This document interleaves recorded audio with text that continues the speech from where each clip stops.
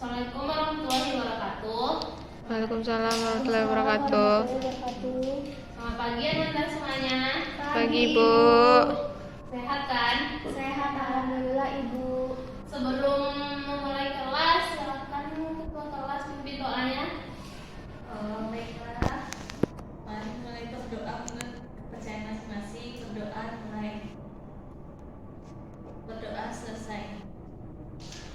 Oh, ini hadir semuanya ya? Hadir Ibu. Berapa jumlah muridnya? 27 orang Ibu. 27. Baiklah, langsung aja masuk ke materi pada hari ini ya, yaitu tentang jenis dan karakteristik bencana serta siklus penanggulangan bencana. Yang pertama yaitu bencana alam geologis, ada letusan gunung api. Di sini ada yang tahu nggak kenapa Indonesia banyak gunung berapi? Karena dikelilingi oleh ring of fire ya. Cincin api. Jadi letusan gunung api merupakan bagian dari aktivitas vulkanik yang dikenal dengan istilah erupsi.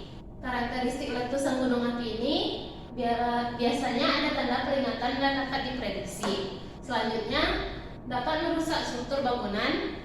Selanjutnya itu aliran lava dapat mengakibatkan kebakaran. Sebaran debu vulkanik dapat menjangkau area yang luas. Banjir lava dapat terjadi jika disertai hujan. Selanjutnya longsor. Tanah longsor merupakan salah satu jenis gerakan massa tanah atau batuan yang bergerak, menuruni atau keluar lereng akibat tergantungnya kestabilan tanah atau batuan penyusun lereng. Faktor penyebab tanah longsor ini ada faktor alam dan faktor manusia. Kalau faktor alam apa penyebabnya? Ada yang tahu nggak? Faktor alam. Hujan lebat. Hujan lebat. Karena banyaknya menumpuknya kandungan air di dalam tanah. Jadi karena hujan lebat. Hujan lebat. Jadi tanah itu menjadi lembek atau Lembab. Ya, lembab. Ya, Kalau faktor manusia, karena adanya Penebangan pohon secara ilegal. secara liar. tanda-tanda tanah longsor adalah sebagai berikut: munculnya retakan-retakan di lereng yang sejajar dengan arah tebing, munculnya mata air baru secara tiba-tiba, tebing rapuh dan kerikil mulai berjatuhan. Jika musim hujan, biasanya air tergenang, menjelang bencana itu airnya langsung hilang. Yang selanjutnya yaitu gempa bumi. Gempa bumi adalah getaran atau guncangan yang terjadi di permukaan bumi yang disebabkan oleh tumbukan antar lempeng bumi, patahan aktif, aktivitas gunung api atau runtuhan batuan. Karakteristik gempa bumi dapat sebagai berikut: berlangsung dalam waktu yang sangat singkat, lokasi kejadiannya tertentu, berpotensi terulang kembali, belum dapat diprediksi, tidak dapat dicegah, tetapi akibat yang ditimbulkan dapat dikurangi. Bencana selanjutnya yaitu tsunami. Tsunami adalah serangkaian gelombang ombak laut raksasa yang timbul karena adanya pergeseran di dasar laut akibat gempa bumi. Di sini ada yang tahu nggak di Indonesia tsunami yang paling besar itu terjadi di mana? Saya Bu di Aceh Bu pada tahun 2004 Bu. Ya. Tsunami memiliki karakteristik sebagai berikut: kecepatan tsunami tergantung pada kedalaman laut dan kecepatan gravitasi di tempat tersebut. Ketinggian gelombang tsunami terbalik dengan kecepatannya. Artinya, kecepatan tsunami besar, maka ketinggian gelombang tsunami hanya beberapa puluh sentimeter saja. Sebaliknya, untuk di daerah pantai, kecepatan tsunami kecil, sedangkan ketinggian gelombangnya cukup tinggi dan bisa mencapai puluhan meter. Selanjutnya yaitu bencana alam klimatologis. Yang pertama banjir. Banjir adalah peristiwa atau keadaan di mana terentannya suatu daerah atau daratan karena volume air yang meningkat. Banjir bandang adalah banjir yang datang secara tiba-tiba dengan debit air yang besar yang disebabkan terbendungnya aliran sungai pada alur sungai. Banjir di Indonesia terbagi menjadi beberapa jenis, yaitu banjir bandang, banjir hulu, dan banjir rob. Selanjutnya yaitu badai. Badai adalah fenomena alam yang disebabkan gangguan atmosfer yang dahsyat di darat dan air. Badai menjadi ancaman potensial utama bagi sebagai penduduk dunia karena prevalensinya ukuran daerah yang hancur dan skala kerusakan yang diakibatnya. Ada beberapa jenis badai, di antaranya siklon tropis dan tornado. Selanjutnya yaitu kekeringan. Kekeringan adalah ketersediaan air yang jauh di bawah kebutuhan air untuk memenuhi kebutuhan hidup. Kekeringan dapat terjadi akibat beberapa faktor, yaitu rendahnya curah hujan rata-rata dalam satu musim, rendahnya pasokan air permukaan dan berkurangnya kesediaan air tanah, konsumsi air secara besar-besaran oleh industri maupun individu, serta kerusakan wilayah, tangkapan air dan sumber-sumber air. Dampak dari kekeringan ini adalah gagal panen, pengangguran, kelaparan, kebakaran hutan, kerusakan tanah, berjangkitnya wabah penyakit hingga kepunahan hewan dan tumbuhan. Selanjutnya kebakaran hutan. Kebakaran hutan merupakan peristiwa terbakarnya hutan baik disebabkan proses alami maupun aktivitas manusia. Secara alami, kebakaran hutan umumnya terjadi pada musim kemarau dan dapat disebabkan oleh sambaran petir, gas metana yang keluar dari singkapan batu bara di lahan gambut, dan lava pijar dari letusan gunung api. Kebakaran hutan yang disebabkan oleh aktivitas manusia terutama dalam pembukaan lahan baru untuk ladang perpindahan maupun perkebunan. Di Sumatera, tempat yang sering terjadi kebakaran hutan di mana? Ada yang tahu nggak? Di Kalimantan dan Riau, Bu. Kalau Riau apa penyebabnya? Karena adanya orang yang membakar hutan secara ilegal, Bu, demi kepentingan pribadi. Kalau Kalimantan? Kalau Kalimantan itu karena adanya pembangunan besar-besaran ya, Bu, dan juga banyaknya pohon-pohon yang ditebang secara ilegal lalu dibakar secara ya. Selanjutnya yaitu bencana alam ekstraterestrial, yaitu bencana alam yang disebabkan daya atau energi yang berasal dari luar bumi. Bencana ini terjadi karena asteroid, meteorit, dan komet yang melintas di dekat bumi, memasuki atmosfer bumi dan atau menghantam bumi, dan oleh perubahan kondisi antara planet yang mempengaruhi magnetosfer bumi, ionosfer, dan termosfer. Selanjutnya itu siklus penanggulangan bencana. Siklus penanggulangan bencana dapat Anda lihat dari gambar di depan ini. Pertama itu pencegahan dan mitigasi, yaitu kesiapsiagaan, setelah itu tanggap darurat, dan mobilitas dan rekonstruksi. Yaitu selanjutnya tahap pra bencana terbagi menjadi dua. Dalam situasi tidak terjadi bencana, perencanaan penanggulangan bencana, yang B pencegahan dilakukan dengan cara mengurangi ancaman dan kerentanan pihak yang terancam bencana. C pemanduan dalam perencanaan pembangunan dilakukan oleh pemerintah atau pemerintah daerah melalui koordinasi, integrasi, dan sinkronisasi. Yang D persyaratan analisis risiko bencana. Yang E pelaksanaan dan penegakan tata ruang. Yang F pendidikan dan pelatihan serta persyaratan standar teknis penanggulangan bencana. Yang selanjutnya itu dalam situasi terdapat potensi terjadinya bencana. Yang A yaitu kesiapsiagaan. B peringatan dini dilakukan untuk mengambil tindakan cepat dan tepat untuk mengurangi risiko terkena bencana serta mempersiapkan tindakan tanggap darurat. Yang C mitigasi bencana dilakukan untuk mengurangi risiko bencana bagi masyarakat yang berada pada kawasan rawan bencana tersebut.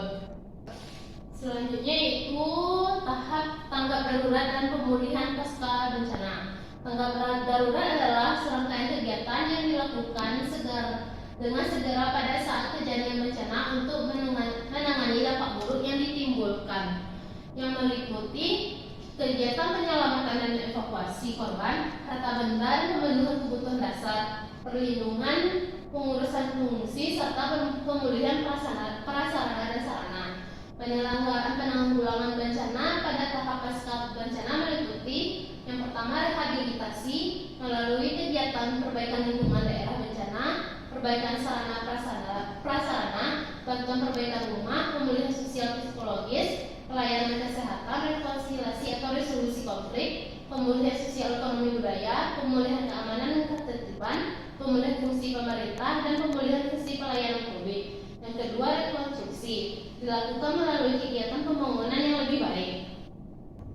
Baiklah, di sini Ibu akan memperlihatkan videonya. Harap diperhatikan ya. Ya, Bu.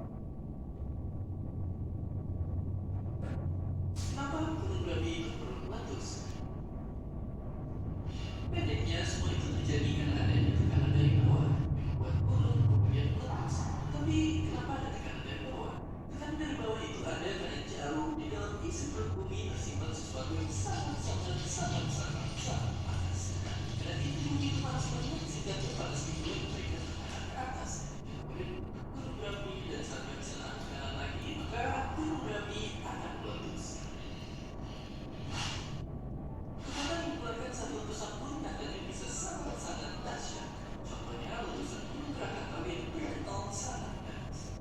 Tapi itu pun belum yang terbesar. Ya, beberapa yang terbesar ada di Indonesia dan mungkin ada di mana saja yang bisa lain saja. Dan juga gunung lain yang bisa tetap stay cool waktu lelehan dari perut bumi keluar dari kawahnya.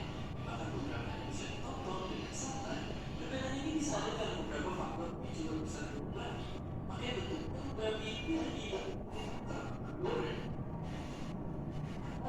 Tapi justru sembilan tahun panas khas gunung berapi di Indonesia lah membuat orang sangat tersinggung dengan kecepatan yang dekat dengan kecepatan suara dan suhu yang bisa mencapai 1000. Gempa bumi. Gempa bumi merupakan guncangan alam dan alam lapisan secara tiba-tiba yang diakibatkan oleh adanya lingkaran alam.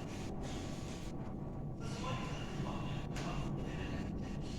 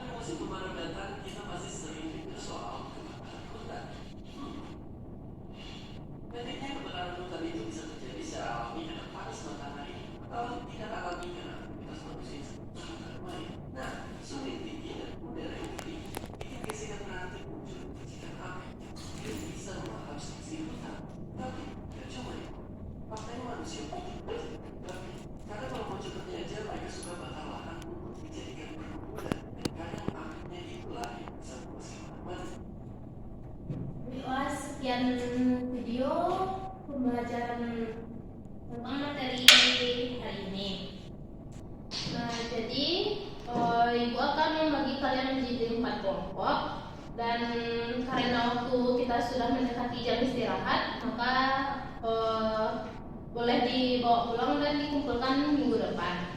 Nah, jadi kesimpulan pada hari ini yaitu bencana alam adalah peristiwa atau rangkaian peristiwa yang mengancam dan mengganggu kehidupan dan penghidupan masyarakat yang disebabkan oleh faktor alam, non-alam maupun faktor manusia. Tahap penanggulangan bencana meliputi tahap pra-bencana, tahap tanggap darurat, dan tahap pemulihan pasca bencana. Tanggap darurat adalah serangkaian kegiatan yang dilakukan dengan segera pada saat kejadian bencana untuk menangani dampak buruk yang ditimbulkan. Baiklah, sekian materi pelajaran kita pada hari ini. Tutup dengan